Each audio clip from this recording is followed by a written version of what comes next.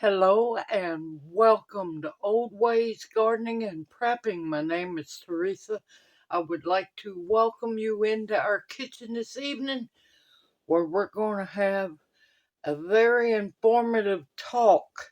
Now, a while back I was asked, and I know it's took me a good while to make this video. I apologize. We are going to be working with essential oils, real, organic, pure essential oils, not fragrance oils. There is a difference, a huge difference, because most of your fragrance oils is for candles and stuff like that. They are synthetic, y'all. Most of them are synthetic because, well, there's no such thing as a bubblegum plant where you can actually get the essence, the oil from.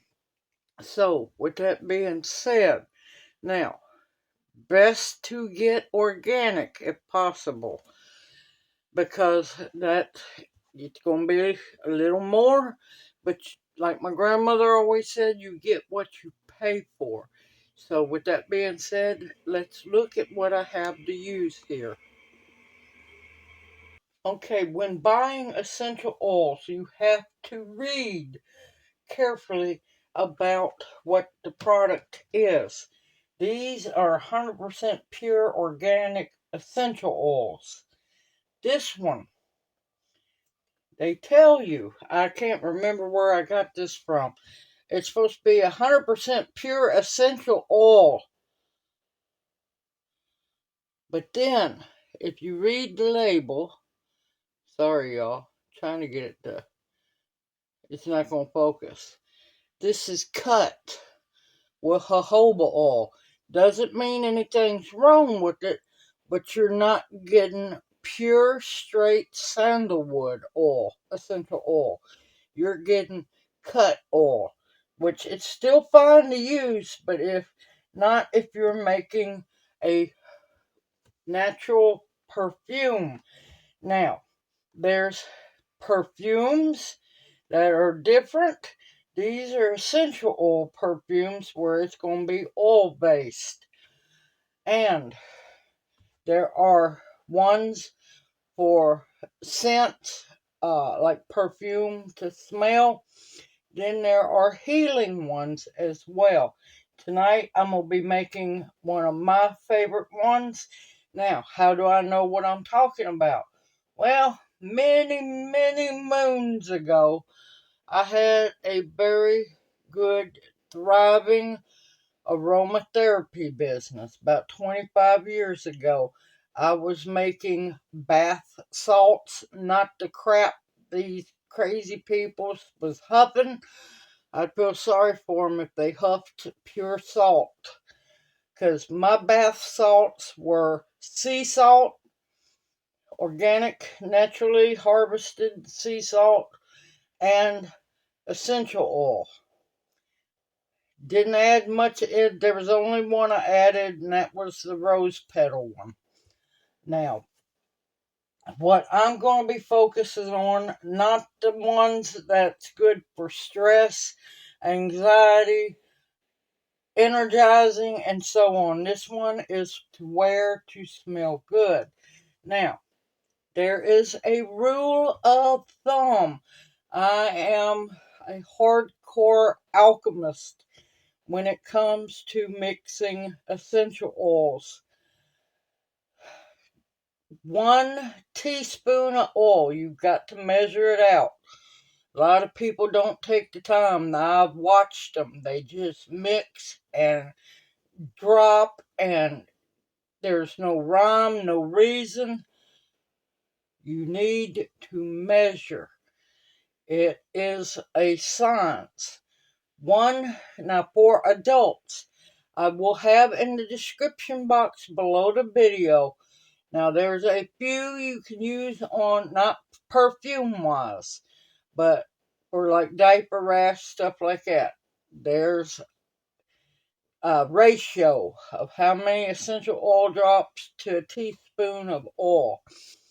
There's another one, and then there's the adult one. The adult one, for every teaspoon of oil, depends on your skin.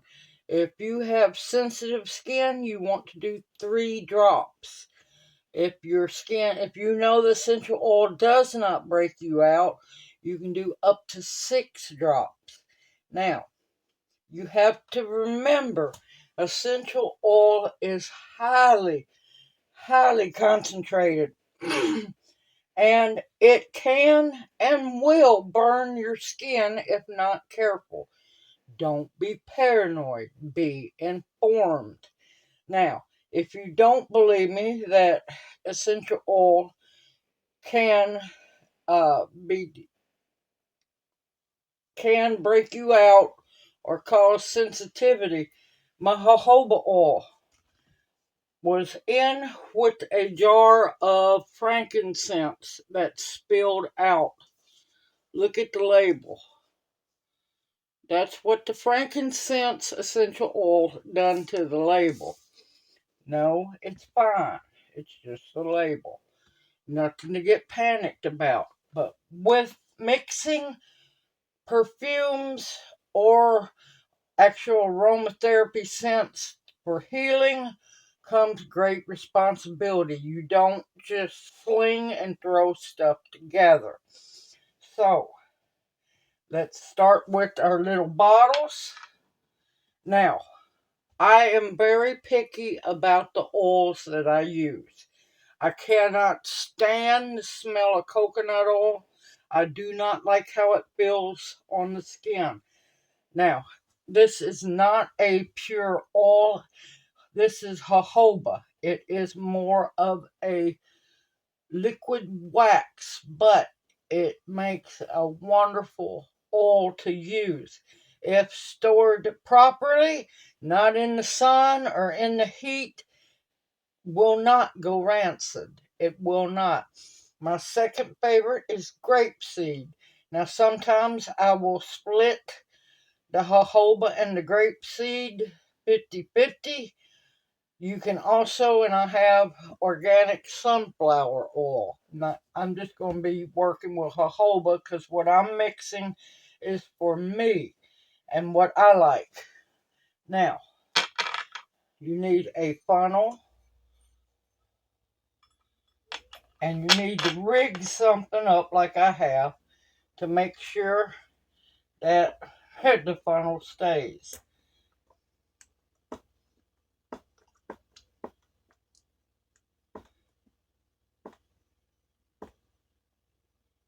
Alright. Should be 1 teaspoon. Make sure. Oh, come on now. Nope, I knew it didn't look right. That's a 1/2 teaspoon. Hold on. Let me get another one. I'm going, wait a minute. That don't look like a teaspoon.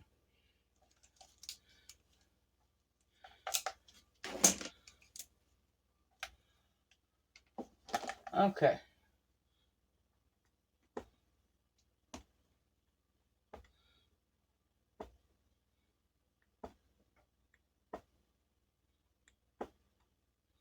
That's 1 teaspoon. Hold on a minute.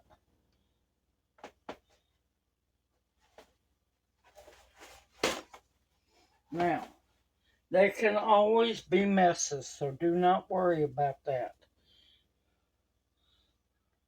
I'm just using the pump bottle because it's going to be a little bit easier to use the pump than that whole brand new jug that hasn't been opened yet.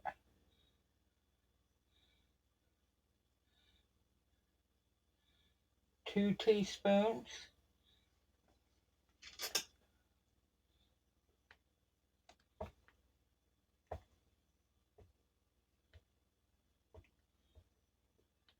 I'm just a little rusty, y'all. Okay, that's 3 teaspoons in this container. Now, that gives me 18 drops. Now, here's where it comes in. Here's the fun part. Alright, I have 18 drops to work with.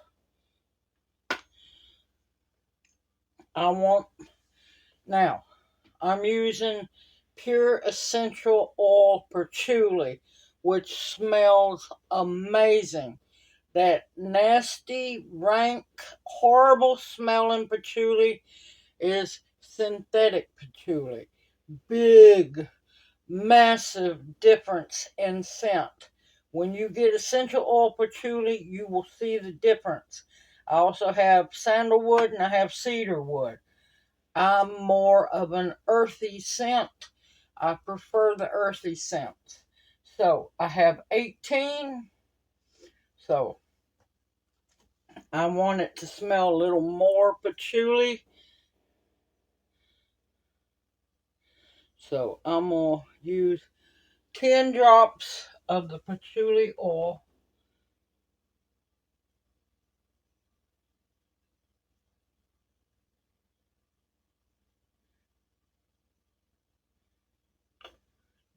Ten drops. So that gives me 4 drops of cedarwood, 4 drops of sandalwood.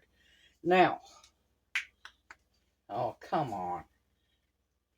There we go.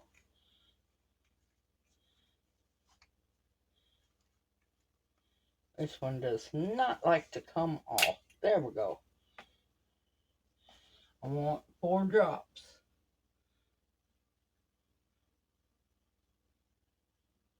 Okay. And like I said, I had a big business.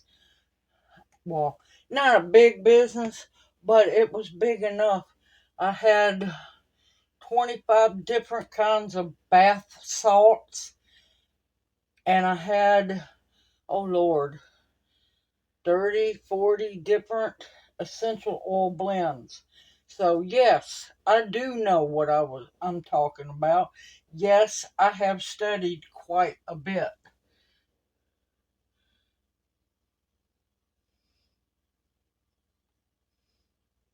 Come on.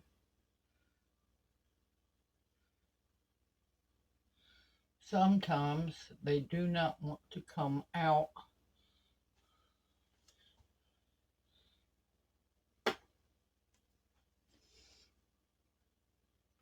And it could also mean, hold on, I got to get something to poke in the hole. Because, yes, your essential oils can get stopped up.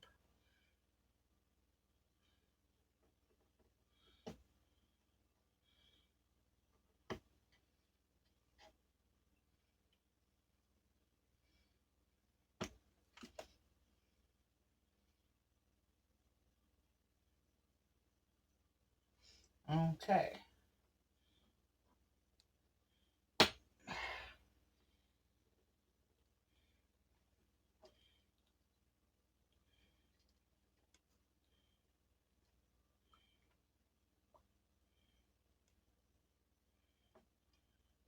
That one's completely closed. Good gracious. Alright.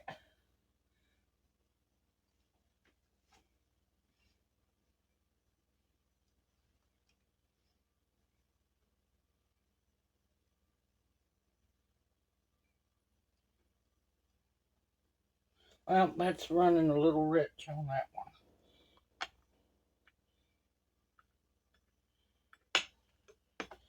one. Okay. I have a roller ball that pops down in there. There we go. Oh. Yep. And very important thing. Shake. Shake it very well.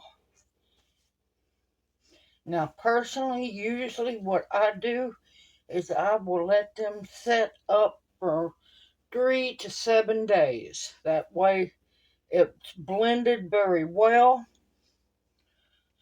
shake it every day, and this is one that you really want to shake. Close that back up. Keep your lids on your essential oils. You don't want any, not that any contamination is going to get into that one, but yeah, they're wanting paper towels. Oh well.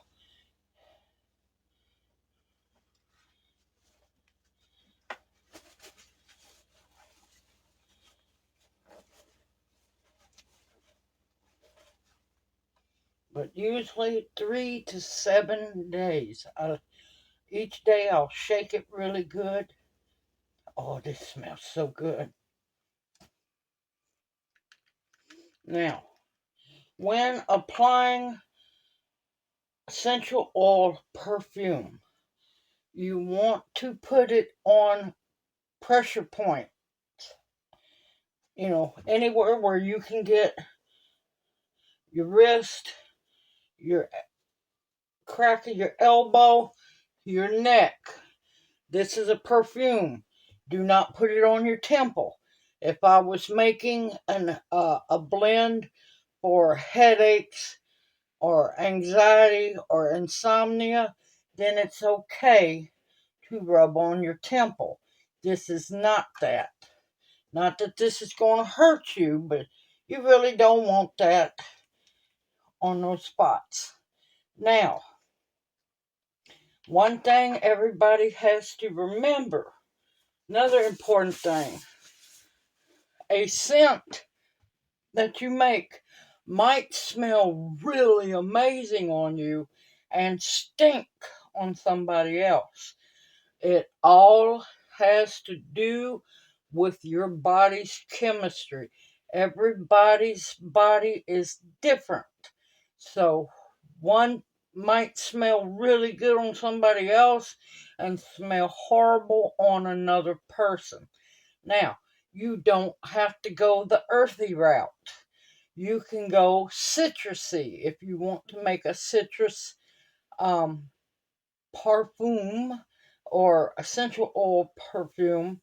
Now, just remember, if you do citrus, if you are on certain blood pressure medications, and you have to avoid grapefruit. I don't like grapefruit anyway, but there's certain medications that grapefruit will not go well with at all. It can make you really sick. So you could do floral. You could do, if you wanted to, you could do just one essential oil in the mix. Instead of breaking down 18 drops between 3, you could just do 18 drops of one kind. But you need to keep the ratio of 18 or 6 drops for every teaspoon of oil. So, with that being said, roll it on always. Rub it in. Oh, it smells good. Like I said, I'm more earthy. Once in a while, I'll like a floral. Lavender is a little too much. Rose is one I really love. Rose and patchouli go together very well. Lavender, like I said, is a little much for me. A jasmine is beautiful. I'm trying to think of some other ones. It's been a while, but yep, I knew I was going to have fun bringing out my inner alchemist. But yeah, if you have questions, put them in the comment box below the video. Also, read the description box. I will have how many drops. Well, for this one, I'm not going to add the baby. Babies don't need no perfume. But there's for sensitive skin and for adults. Like I said, for sensitive skin, back down to 3 drops per teaspoon of oil. I've been doing this for way too long. I have never had anybody, knock on wood, break out or have a problem, because I only work with 100% pure. These are what is considered cutter oils. You do not want to buy your essential oils already cut, because that just means they're weaker than they should be. They're still fine. Nothing's wrong with them. They've just been cut. See, using the jojoba in the bottle here, these essential oils are being cut. And this is why they're called cutter oils. And I prefer the jojoba because one, it doesn't have a scent. It's neutral. Two, it does not, as long as you take care of it, don't leave it in a hot vehicle or leave it in the sun, it does not go rancid. It lasts longer. And these oils, oh man, that smells good. It's been a while since I've made me some perfume. But yes, 100% pure organic, if you can get it, essential oils, not fragrance oils. Because if you want to break out or possibly have somebody else break out, use fragrance oil. And they're not pure. They're just not. Most of everyone I've seen is synthetic.